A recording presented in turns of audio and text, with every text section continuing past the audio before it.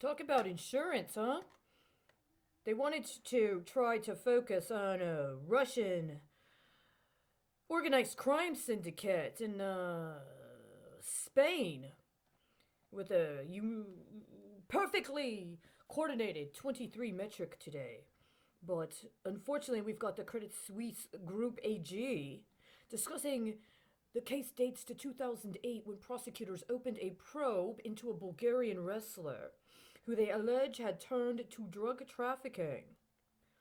It talks about the wrestler's employer was convicted in 2017 of aggravated money laundering. Are they talking about a member of the Marine Corps wrestling team? Let's be honest. Did he maybe have anything to do with a New Jersey teenager becoming the youngest person ever charged with illegal stock dealing?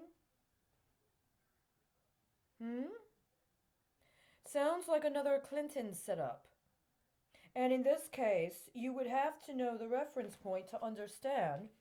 On the other hand, Lebed's conduct seems a lot more serious than puerile mischief. Every honest, if naive investor who went down the drain after Lebed dumped his holdings was a victim. The stock market is often a zero sum game. For every Abbott who makes an $800,000 profit, a bunch of Costellos can suffer an $800,000 loss. That's how they phrased it in this specific book. Who at the library, or who had access to my library card records, had an understanding of this reference? It's too specific. I mean, that 25%? It's that specific. So, which came first?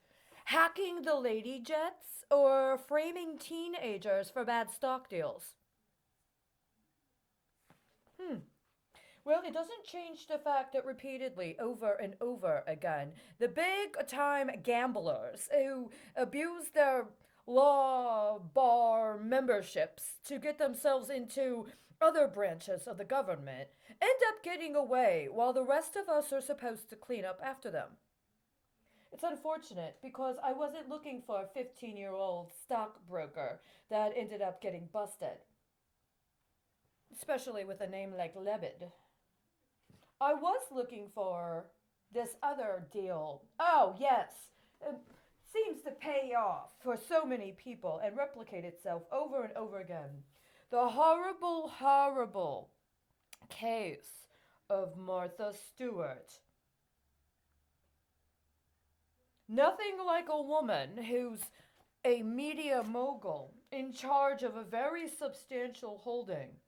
Public persona has a certain aesthetic about her as well. Inside the house, home decor, moving furniture around. Terrible, terrible, horrible white collar criminal.